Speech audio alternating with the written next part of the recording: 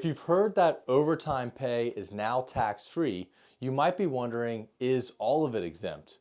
What about holiday pay, double time pay, and how do you even report this on your W-2 if it doesn't break it out? Today, I'm going to walk you through exactly how the overtime exemption works, why it's written the way that it is, what qualifies, what doesn't, the limits and phase outs, and how to handle it on your 2025 tax return with real simple examples. My name is Spencer Ford, CEO and Wealth Advisor with Conservative Financial Solutions. I'm also a certified financial planner professional, and let's get into today's video.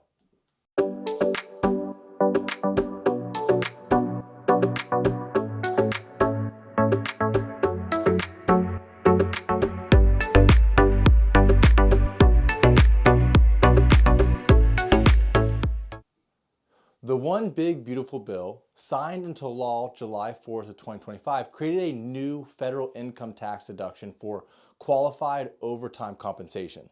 This is important. It is not a payroll change.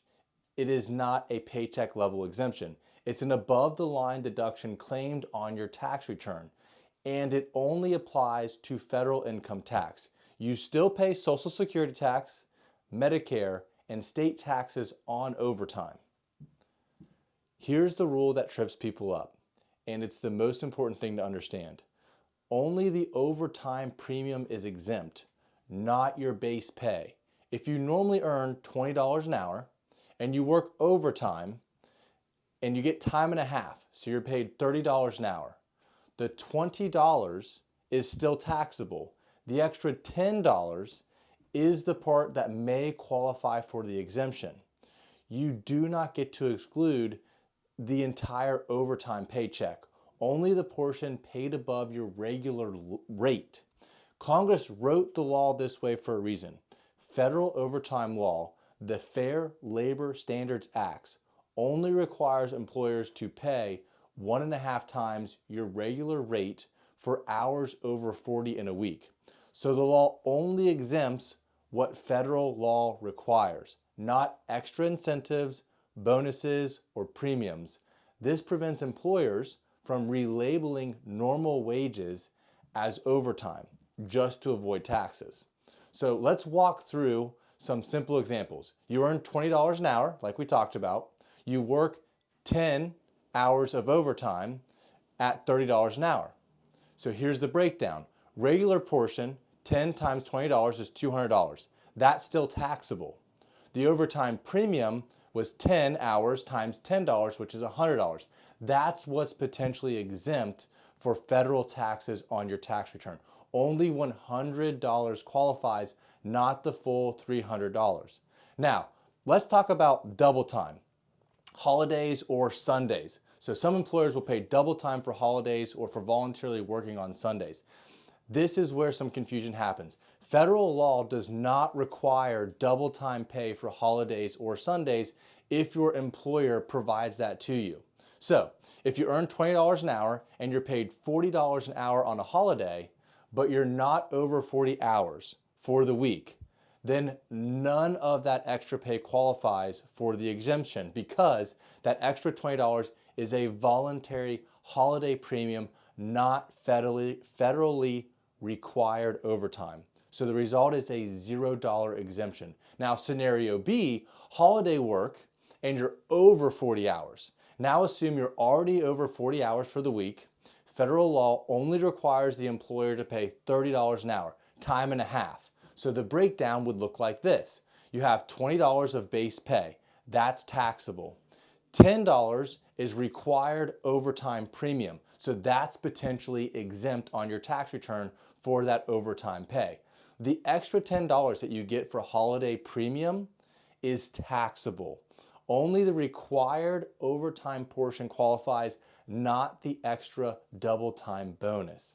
There's also hard dollar limits on how much overtime you can exclude each year. And those limits are $12,500, that's a maximum for single filers. So that's the maximum overtime premium you're allowed to take as a deduction off your taxes on your tax return, or $25,000 maximum for married filing jointly. That's the maximum overtime premium that can be deducted. not total overtime pay. Once you hit that cap, any additional overtime is fully taxable. This benefit is also includes income limits. So there's some phase outs that begin. So if you make over $150,000 a year of income as a single filer, there's a phase out that starts to happen that limits to you as to you might not be able to use that full cap of $12,500. The phase out begins at $300,000 for married couples. So if you're over $300,000 as a married couple, then you won't be able to deduct that full $25,000 limitation that we were talking about. As income rises above those levels, the deduction is gradually reduced and eventually eliminated. This was designed to focus the benefit on middle income workers, not high earners. Here's the practical problem for 2025. Your W-2 does not break out overtime pay. The IRS knows this, and for 2025 only, they've allowed taxpayers to use reasonable documentation. This includes pay stubs, payroll summaries, year-end earnings statements, employer provided reports.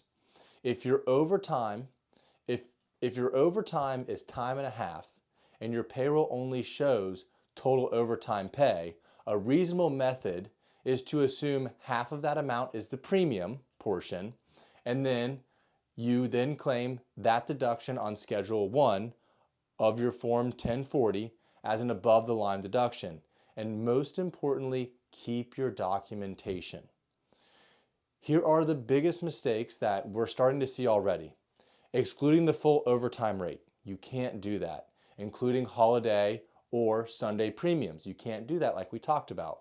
Counting bonuses or incentive pays, forgetting the income phase out, and not keeping the backup documentation. Overstating this deduction would be a high-risk audit issue. So you want to make sure you keep the appropriate documentation. You don't want to overstate what is the truth in terms of the overtime premium that you received. The overtime exemption is a great benefit if it's done correctly, but the details matter. Only the premium qualifies. Only federally required overtime counts. There are caps and phase outs, and 2025 requires careful documentation. I really hope you enjoyed this video and found it helpful. If you did, please hit subscribe. Again, I'm Spencer Ford, and we'll see you in the next one.